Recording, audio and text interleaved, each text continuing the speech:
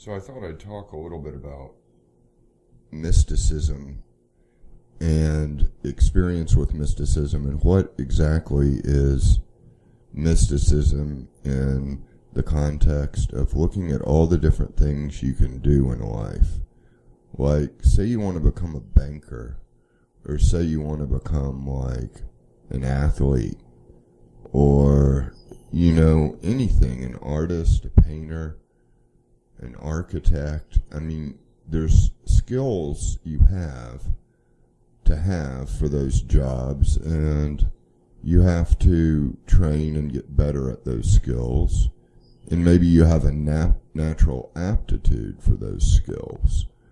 But there's usually almost kind of two sides to those kinds of things. Like, you have a natural inclination towards it, and that comes first. And then second, there's like a technical aspect, I mean, you can have all sorts of deep, intense feelings. You can, look up at the stars at night and think, oh, infinity stretched out before me, and just feel this like big open space.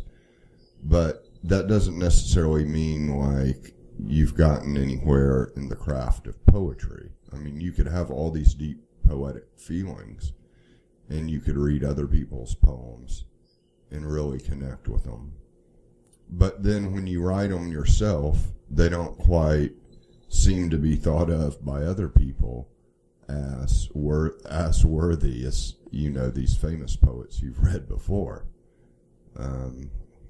Somebody speaking from experience here, but so I'm thinking of mysticism and meditation, and what is the talent there, or what is the technical aspect? And, you could understand that, I guess, in different ways in different traditions. I mean, obviously, you get something like yoga, and there's all these postures, and there's practice, and there's learning this, and there's this. But I was thinking of it in a more kind of general sense. Say you have a natural aptitude, or you don't have a natural aptitude. But what is a special talent that, for instance, the Christian mystics had? I've been researching a class that we're doing at Contemplative Light on the Christian mystics, and thinking about, well, what's the talent that some of these mystics have? And one of the things I feel really strongly, and there's a few of them, actually the female mystics probably grab me this way more than the male mystics do. And that's another helpful way to kind of talk about the talents of mysticism, because, you might think of these male mystics as doing these, heroic acts of, heroic postures, or, breathing meditations for hours, holding perfectly still as the Zen master whacks them. Or in the Christian tradition, it'd be something like all those mortifications of, okay, I'm going to have this board and just have a bunch of sharp nails sticking out of it and sleep on it, and every night I'm going to wake up bleeding, just in pain. And that's the kind of male heroic way of mysticism, I think, a lot. Not that that's the only kind of masculine energy involved in mysticism, but that's maybe the most stereotypical one, where you're doing these almost kind of heroic, quasi-masochistic acts. But female mystics, and Ken Wilber, the integral theorist, said this very well, like, love until it hurts. And that's a good way of putting it. But, as I'm reading the Christian mystics, I'm just thinking more general than that even, where it's just like the ability to embrace and accept and allow suffering. And it seems like some of the figures that rose to these lofty heights of sainthood and were even able to perform miracles or were graced with miracles. Perhaps their intense suffering purified and opened up their soul enough that God's grace flowed in more freely and abundantly. I like that way of looking at it. But in thinking of the contemplative journey in mysticism, embrace the ability to embrace and accept suffering seems to be what kicks off the journey. It's usually some sort of awakening process. And I'm generally talking about inner suffering, the inner world, what we today might call mental torment, or psychological wounds even, or even mental illness. That's all very much inner pain. And everybody's going to have that to some degree. And there's always going to be parts of everybody's unconscious, I think, that perhaps they don't even have access to, or things that are buried, feelings there they don't know they have until they have them. Because how could you know you had it until you have them? You know, how could you know you're feeling one way until you can actually feel it? You know, it's kind of like the person that looks really mad and pissed off all the time. You know, and you're like, well, you seem really mad, and they're like, I'm not mad. You know, maybe they don't know they're mad. Maybe that's just the kind of normal state they live in. They're living anger rather than feeling anger. That's kind of the turn. You know, people live an emotion, and that emotion is the identity rather than feeling that emotion. And that switch often happens, I believe, in the awakening process, or to be more specific and more accurate, I think, maybe before the awakening process. That is, if you look at a lot of people that have these awakening processes to God, to grace, to higher consciousness, to just a greater openness, to all of a sudden feeling like, oh wow, eternity is here now. People that have experiences like that, it's often a precursor is pain, and even becoming aware of that pain more specifically. Because you could have the pain and it could always be there, but if you're not aware of it, well, that's kind of a different thing. And you might even say that's when it takes a form of something physical, or is more prone to take a form of something physical. But the mystics, and especially I'm thinking of Therese of Lisieux, the little flower, she certainly had a way of just opening to that suffering and allowing that suffering to flow through her in the way of a child. And incidentally, I think the first book I ever read about Therese of Lisieux was, I think it had the word spiritual childhood in it, because it really is a spiritual childhood when you can just feel. You know, you just fully feel the feelings, and then you lean into the feelings. And in the Christian model, you lean into the feelings with the cross, and with the way of the cross almost as a guiding light, almost as a personal guide, a shield, armor. You know, you're going into your own suffering with the armor of Christ. And a lot of times you'll hear a lot of prayers, and you know, I've heard all sorts of prayers about, you know, protect us, God, or, you know, cover me in prayer, all those things. But most of the time you hear those talked about in ways in which they're talking about the external world, you know. Somebody's going on a long car drive, you're praying for their safety. You know, wear the armor of Christ. But this is going into the inner worlds, going into the depths of your own mind that you didn't know were there. And if you don't know they're there, then why would you want to go into them? And, well, you might not. So I think that what ends up happening is sometimes it's something that happens to us. It doesn't seem like something we're necessarily initiating. It's something that happens to us, maybe through hardships in life, and maybe even through grace. Maybe grace begins as pain many times, and it opens us up further that way.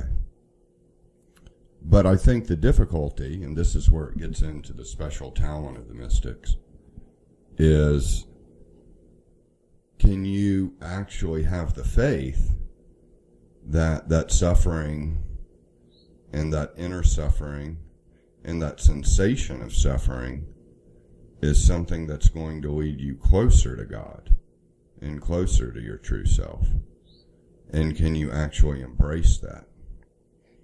And what I've found is I often want the ways in which I suffer to be entirely on my own terms.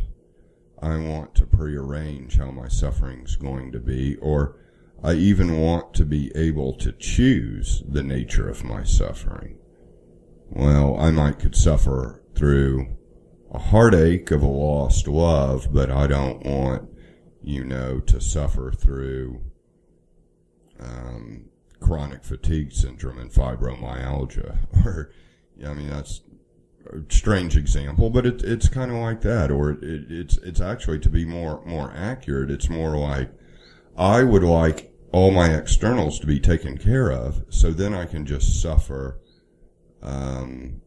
inwardly at my leisure, in my own meditations, as opposed to suffering in the process of trying to live in the world, embracing the suffering. For instance, when I was trying to get my mic out to record this audio segment, I realized that this one computer that I'm recording it on doesn't have enough outlets for USB cords, so that's like I'm always having to unplug something else to plug in the microphone. And for a split second there, I wanted to really just throw the computer through the window. And I don't mean like in a funny kind of ha-ha sitcom way. It really got to me. And then my mind starts going to, and all this info age stuff, and all these screens, and all this like texting, and oh man, the phone's in the pocket, and then what if that rings, and oh my, but what about this? Oh God, I have 3 voicemails I haven't checked, and oh man, this isn't the way I want to live. How did I even get here? Having to deal with all this stuff, and boom, you're right there. And I was thinking, well, what would Therese of Lisieux do in this situation? Besides run off and join the Carmelites. If she had to face the present situation, and I think the answer would be to basically embrace all of these challenges and embrace the agitation and embrace the anxiety that comes up and embrace all the frustrations that so much of our world brings upon us sometimes. Sometimes in our control to do something about, and sometimes not in our control. And most things are probably not in our control. There's really no way out. You're going to have to kind of choose your cross somewhere, because the pain's going to come any way you turn if you're fully awake.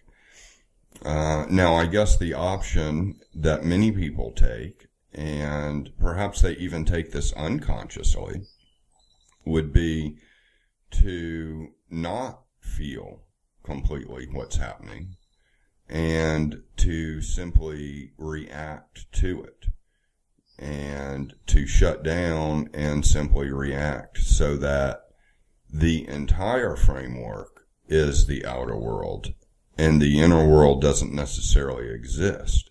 So the inner world shuts down, and whatever emotions the inner self have, those are simply played out in the world. You know, it's like you get people living out anxiety. That person is anxiety. That person is anger.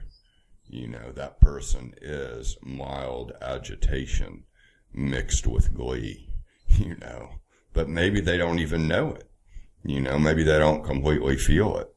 And then sometimes if they do feel it, it starts to become perhaps even a different kind of person than they thought they were before, which can bring on some confusion. But again, going back to the thesis of this, what's a special talent of the mystics? Embracing suffering, inner and outer, I think, which is everything. You know, embrace the inner and the outer suffering, and see the suffering as an opportunity to feel and experience the suffering fully is a way to get closer to God. And I don't really feel like that would go over too well with a whole lot of audiences, you know, as something that you recommend. Or I guess it sounds extremely hard, and it sounds almost counterproductive. Like, why would you embrace suffering when you can do something to make yourself feel better? And I suppose the idea, though, is to not necessarily create suffering.